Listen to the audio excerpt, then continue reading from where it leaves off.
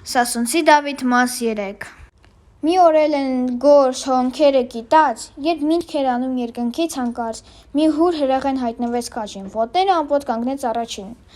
Ողջույն մեծազոր սասնահսկային, քո ձենը հասավ Աստծու գահին: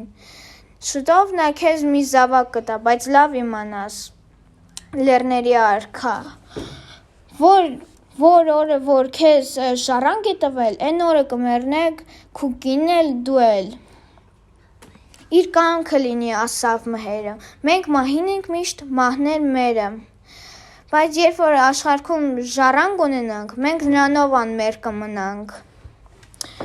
Հրեշտակը էստեղ ցոլացավ: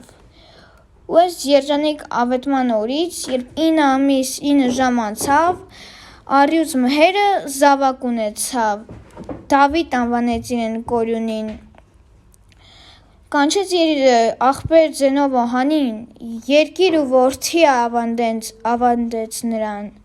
ու կինն էլ ինքն էլ էն օրը մեռան: